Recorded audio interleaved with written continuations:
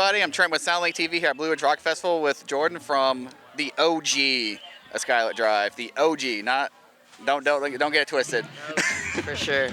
Yeah, man. So how's this experience been for you? You know, just getting back in the band and playing this festival and everything. Dude, it's been crazy. This was by far the biggest show I've ever played, and everyone's been super cool. It's like not the South, but there's like a bunch of hospitality here. Yeah. The festival's been sweet. We've done mainly festivals all year and a couple one-offs, but it's been good. It's been good to be back with all my brothers. I was out for 15 years, so it's cool that we're all still alive and playing music. Yeah, I heard yesterday that when you play that you are now sober and stuff. Congratulations on that. So what's that journey been like for you to get to that point, you know, getting this band back together and then, you know, doing that on your personal journey, you know, especially after COVID when that took a mental toll on a lot of people. You know, so what's been your sobriety journey been like, you know, thus far?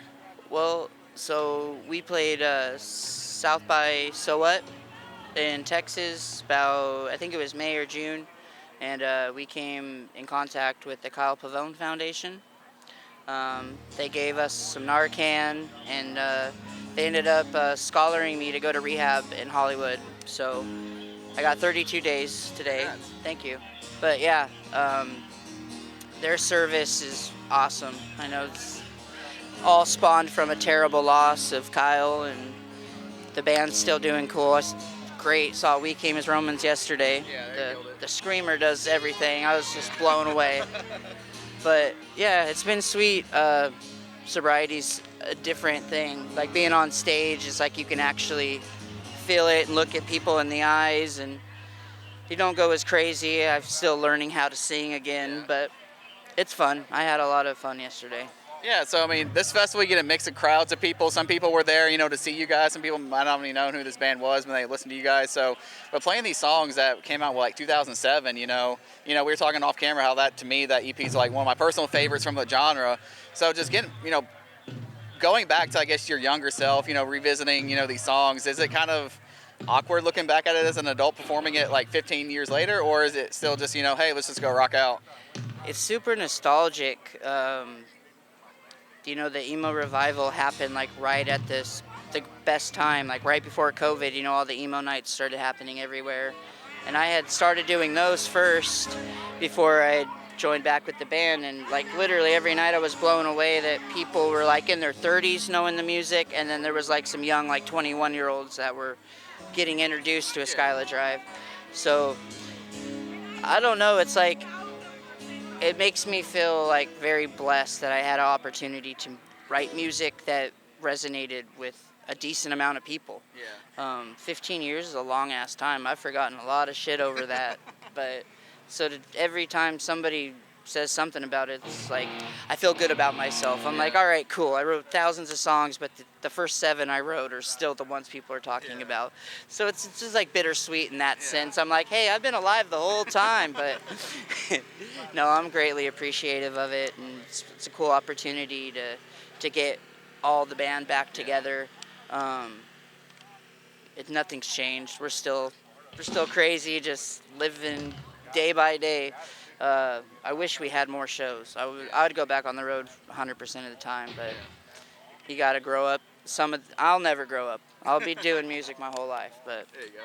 Yeah. Now, I know it's a sticky situation, probably can't talk much about it, but as far as like going forward with the new music and stuff like that, as far as the name or branding and stuff, you mentioned, you know, before we started this, you guys are writing right now. So what's the game plan with new music and the branding for the band going forward, as much to an extent as you guys can talk about right now? Well, we've been sitting on the music for a while. We're just letting the suits take care of everything. Yeah. I mean, I stay out of it. I stay in my own lane, focus on myself. I don't really know what's going on with it, but, you know, we got to change to an acronym to play shows. I really don't give a fuck. I think everybody knows what She Watched the Sky was. Yeah. I'm totally fine with just going by that. But, you know, I personally think She Watched the Sky would be a good band name. So I thought so too. I thought that was originally what the band was going to be called, and then we ended up doing A Skylit Drive. But yeah, that's another bittersweet thing. It's like, man, like all I want to do is stay sober and like make my mom happy and play in the band that she invested thousands of fucking dollars into back in 2005. Your mom didn't know that. Yeah. Thank you. Without our parents, like back when, because we started when we were in high school. When we got signed, Corey was still in high school. I think he had just graduated. So yeah, our parents have been investing in this band since '05. Like, I mean, it's all over the internet. The dates are there. You can do your homework and figure it out on your own without me saying too much. But I'm just happy to be here. I'm happy to play shows. It's surreal. Like, it gives me like a sense of, you know, responsibility with my life. Like, instead of just getting high and sleeping all day. So. And going forward with the band after Blue Ridge and stuff, you know, what do you festivals, tours, anything you guys have lined up? And you used to do music back in the day with another project. Are you doing trying to get into more solo stuff? Maybe some of the emo pop punk, you know, rap stuff that's going around right now. Are you working on anything solo? I've been working on solo stuff for a couple of years, just trying to, you know, pay attention to what's going on, and like, because they change so fast now, and my personal belief, in order to be like a, you know, a lifetime full-time musician, you kind of got to know what's going on. You got to bend to the circles and not just try to be like, oh, I want to be this type of music, because I listen to what people want, and like, you know, the country's going through like a super big crisis with opioids. You know, people need different type of music than what's been like, you know, glorified in the last few years, which I'm a huge fan of drug music. I listen to a lot of it, but I personally think everybody just needs to get happy and like turn things up. Like, these festivals are crazy. So many people. I think there was like 40,000 people that come to this one, and they need to be doing more of these in other parts of the world. But we did So What, we did Swanfest.